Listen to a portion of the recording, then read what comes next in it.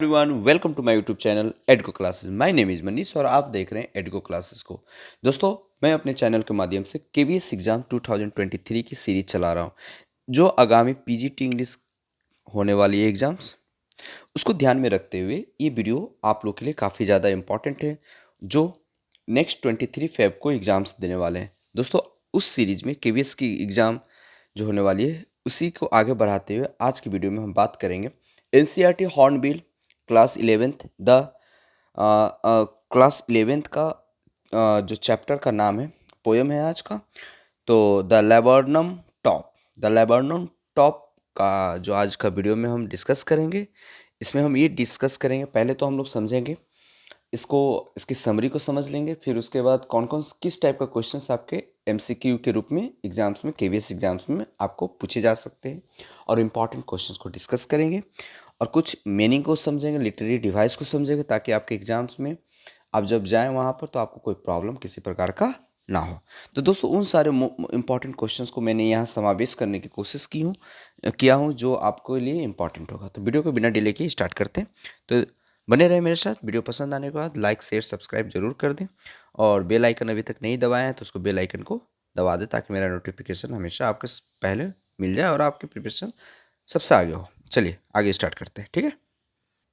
तो इस पोएम को हम डिस्कस करें, एमसीक्यू करा, उसके पहले हम आपको इसकी समरी बता देता हूँ, इंट्रोडक्शन बता देता हूँ। दोस्तों, इसकी पोएम को लिखने वाला का जो नाम है, राइटर्स नेम जो है टेड ह्यूज जी हैं, ठीक है ना। उन्होंने जो रिलेशनशिप लेबर्नम ट्री और गोल्ड फिंच बर्ड जिसको हम लोकल लैंग्वेज में सुनहरी सोन चिड़िया कह सकते हैं, है ना, गोल्ड फिंच बर्ड और लेबर्नम ट्री के बीच में एक रिलेशनशिप शो करने की कोशिश की है। दोस्तों, लेबर्नम ट्री जो होती है ना, एक पॉइजनस ट्री है। जैसे आपने क्लास 10th में पढ़ा था dust of snow, hemlock tree. Similarly यहाँ पर एक लेबर्नम ट्री की बात हो रही है। लेबर्नम ट्री और गोल्ड फिंच बर्ड के बीच में ऐसा क्या है?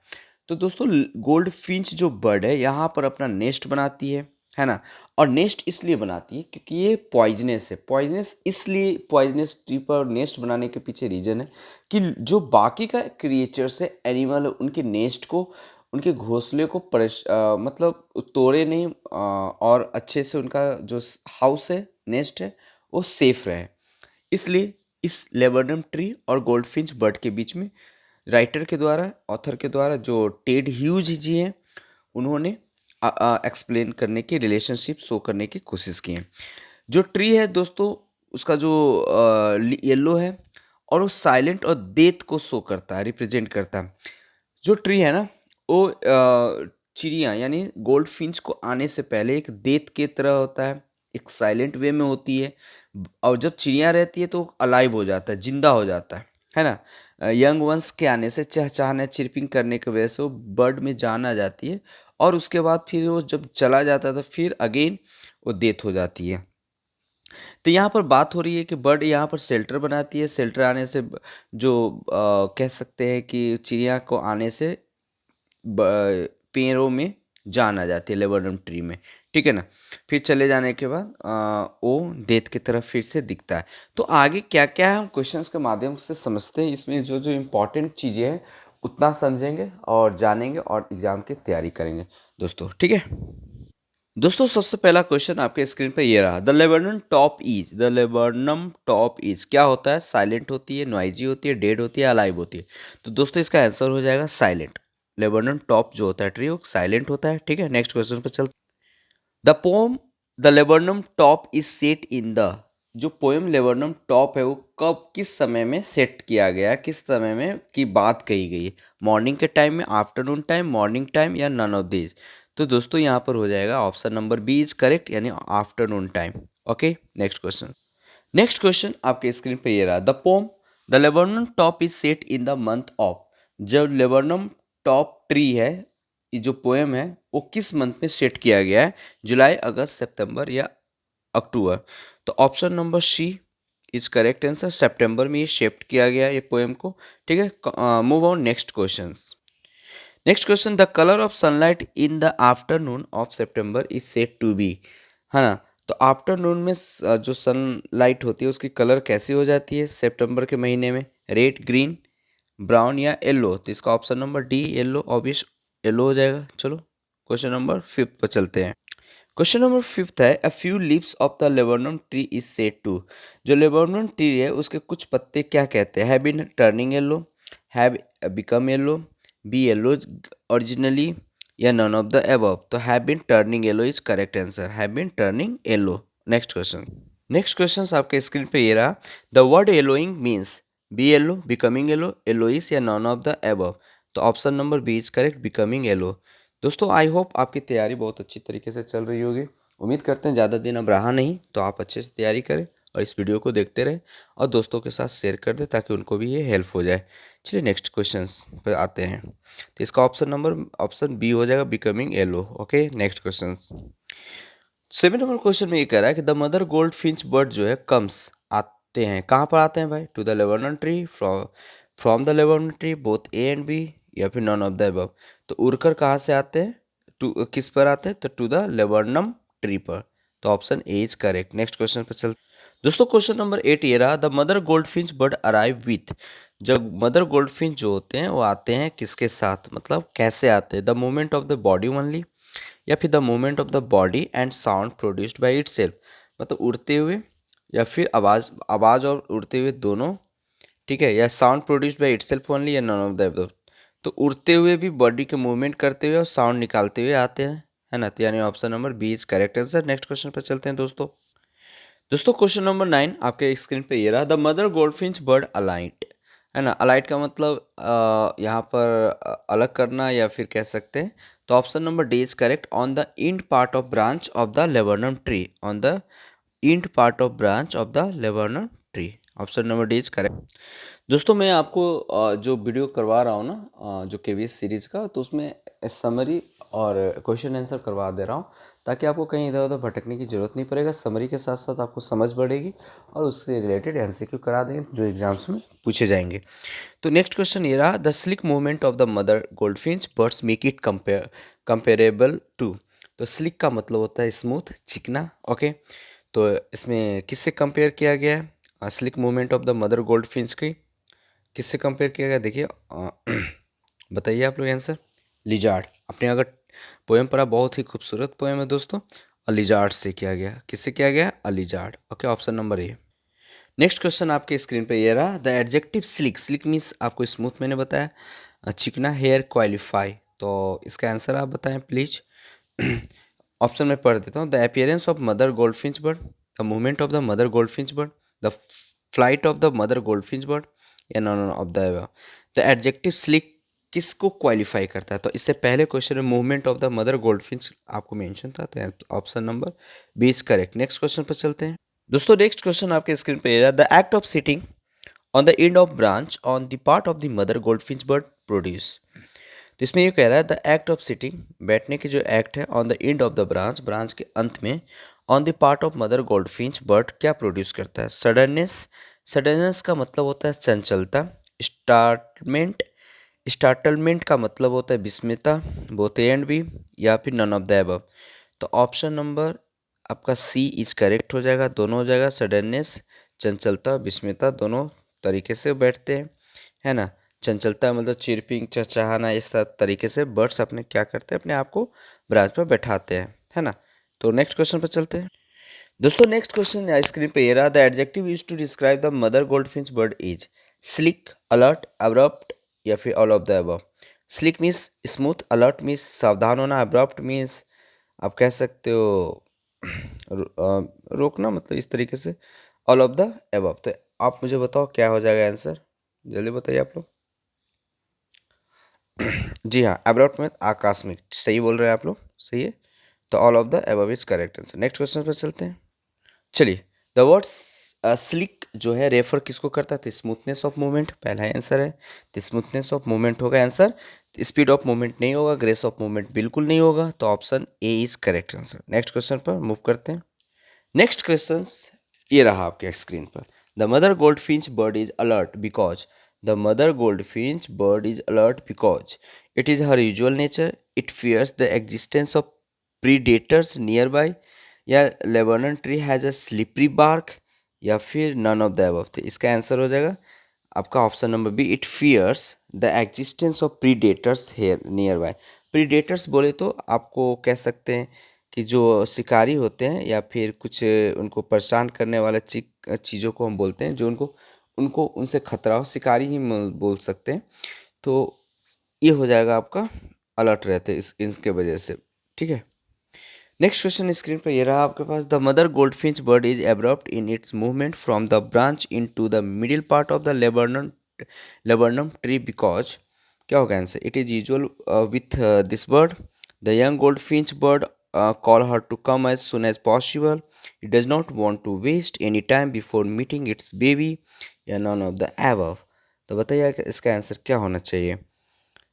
या बिल्कुल आप सही आंसर दे रहे हैं। It does not want to waste any time before meeting its babies. Option number C is correct. Okay, next question पर चलते हैं दोस्तों।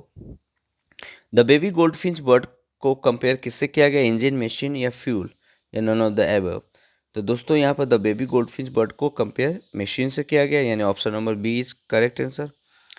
तो आई होप ये वीडियो आपको पसंद आ रहा होगा। अगर वीडियो पसंद आ रही है तो लाइक, बेल आइकन को दबा दें, प्रेस कर दें और दोस्तों के साथ ज़्यादा से ज़्यादा शेयर कर दें ताकि मेरा भी मोटिवेशन बना रहे। नेक्स्ट क्वेश्चन पर चलते हैं। Okay, next question is in front of you. Due to the activity of the baby goldfinch bird the laburnum tree.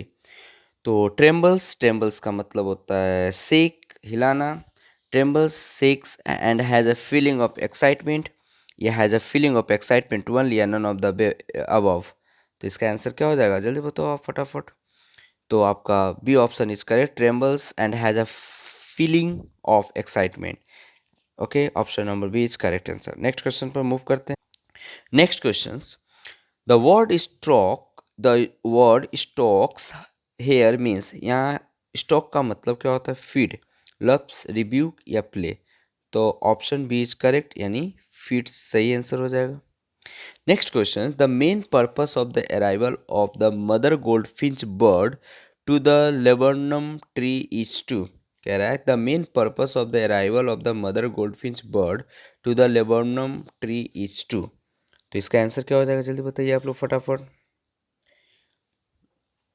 Play with the baby, baby के साथ खेलना, लव द बेबी या feed the baby या child the baby. Child means डांटना होता दोस्तों, तो baby को खिलाना। मेन इनका जो पर्पस होता था मदर गोल्डफिंच बर्ड का लेबनम ट्री पर बेबी को फीड करना, तो फीड ऑफ द बेबी, खिलाना। ओके, नेक्स्ट क्वेश्चन पर मूव करते।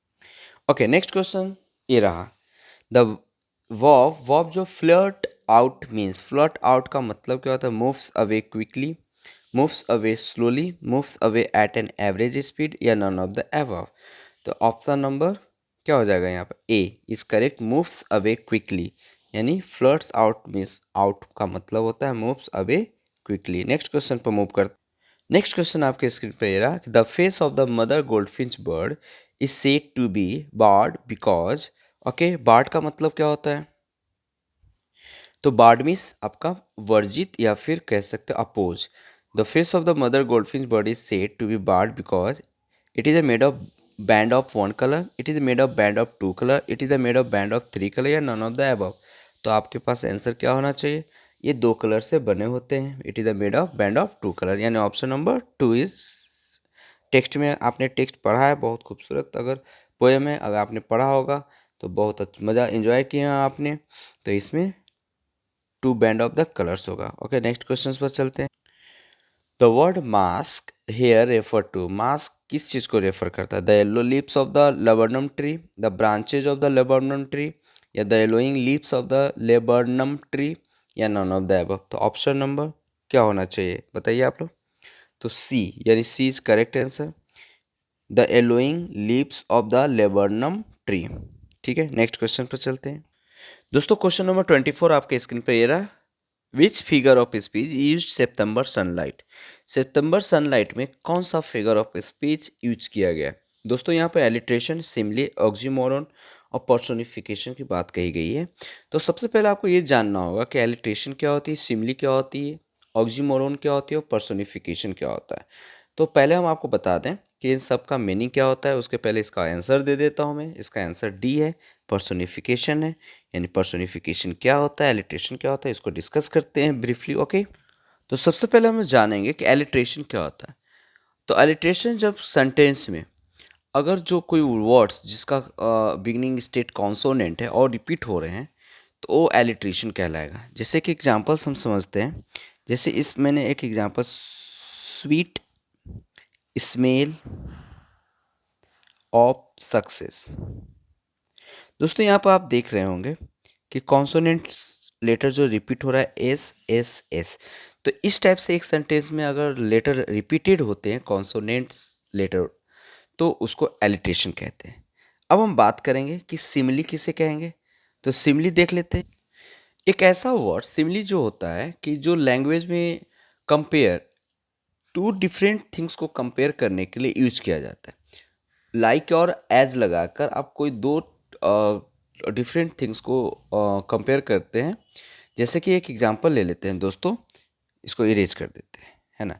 जैसे कि they fought like cats and dog, मतलब अगर हम बात करें वे लोग दे फाउट लड़ते थे लाइक, कैसे लड़ते हैं भाई, लाइक कैट्स एंड डॉग। इस तरीके से अगर सेंटेंस है लाइक एज, तो वो सेंटेंस वो वर्ड्स सिमिली कहलाएगा। नेक्स्ट क्वेश्चन, अब हम जानेंगे ऑक्सीमोरोन क्या है। ऑक्सीमोरोन एक ऐसा फिगर ऑफ स्पीच है दोस्तों जो कॉन्ट्राडिक्टरी वर्ड्स की कॉम्बिनेशन होता है, यानी कॉम्बिनेशन ऑफ कॉन्ट्राडिक्टरी वर्ड्स। जैसे कुछ एग्जांपल समझते हैं, प्रीटी अगली। प्रीटी जो होता है PRETTY, प्रीटी अगली, है ना। डिफनिंग साइलेंस, जंबो साफ, इस तरीके से जो ऑक्सीमोरॉन्स होता है। पर्सोनिफिकेशन को डिस्कस करते हैं। पर्सोनिफिकेशन जो होता है एक जैसे कि कोई इन एनिमेट ऑब्जेक्ट को जैसे कि इन एनिमेट ऑब्जेक्ट बोले तो प्लांट्स और लाइफलेस क्रिएचर्स को अगर हम ह्यूमन कैरेक्टर से अगर कंपैरिजन करते हैं तो उस प्रकार के जो डिवाइसेज होते हैं वर्ड्स जो होते हैं तो पर्सोनिफिकेशन कहलाते हैं। तो जैसे सन इज एग्जांपल से समझ लेंगे हम लोग कि the sun is smiling at us, है ना। The sun is smiling to us. तो यहाँ पर हम लोग के लिए हम सन मतलब कैसा हंस रहा है भाई, हम लोग के जैसा हंस रहा है। इस तरीके से चीज़ों को जब कंपेयर किया जाए तो पर्सोनिफिकेशन कहलाता है। तो ये आपको मैंने कुछ लिटरेरी डिवाइस आपको डिस्कस कर दिया जो आपको हेल्प होगा, है ना। तो नेक्स्ट क्वेश्चन पर चलते हैं। नेक्स्ट क्वेश्चन आपके स्क्रीन पर ये रहा 25 number. What does the phrase her bad face identity mask mean. तो option because C was brown in colour, due to her dark coloured yellow body, bird's face became her identity and symbol of recognition, या none of the above. तो question number C is correct answer हो जाएगा। C बोले तो bird's face became her identity and symbol of recognition. तो her bird face का मतलब होता है the face of became her identity and symbol of recognition. Option number C is correct. Next question पर मूव करते हैं। बहुत ही आसान क्वेश्चन आपके सामने ये रहा। What is the local bird name of gold fish. Pigeon, Dove, golden sparrow या ईगल। तो गोल्डन स्पैरो कहते हैं, सोनचिड़िया कहते हैं, डव कबूतर के बच्चों को कहते हैं, पिजन कबूतर को कहते हैं और ईगल आपको तो जानते ही हैं। चलिए आगे देखते हैं। नेक्स्ट फिर आपको फिगर ऑफ स्पीच से क्वेश्चन है। Which figure of speech is use to sleek as a lizard. Sleek as a lizard में कौन सा फिगर ऑफ स्पीच यूज किया गया आप मुझे बताएंगे फटाफट, जल्दी बताएंगे आप क्या यूज किया गया है। या बिल्कुल स्लिक। स्लिक जो है स्मूथनेस को लिजार्ड से कंपेयर किया गया, यानी लिविंग ऑर्गेनिज्म से। तो आपको मैंने सिमिली की बात बताई थी, तो यहाँ पर स्लिक एज ए लिजार्ड, तो यहाँ पर सिमिली हो जाएगा, ठीक है ना। डी नंबर ऑप्शन हो जाएगा। नेक्स्ट क्वेश्चन पर चलते हैं। Move on next question. Which figure of speech used tremor trillings. Tremor trillings में कौन सा फिगर ऑफ स्पीच है दोस्तों। तो यहाँ पर आपका एलिट्रेशन है। क्या देखने को मिलता है, एलिट्रेशन। टी से साउंड है ना। एलिट्रेशन में कौन सा साउंड रिपीट होता है, कॉन्सोनेंट साउंड। चलिए, तो आई होप आज का सेशन यहीं तक था। तो आपको ये वीडियो पसंद आया होगा बहुत ही ज़्यादा। नेक्स्ट वीडियो के साथ मिलते हैं, तब तक अपना ख्याल रखेंगे। Keep practising, keep learning. Next video के साथ मिलते हैं, तब तक के लिए जय हिंद दोस्तों।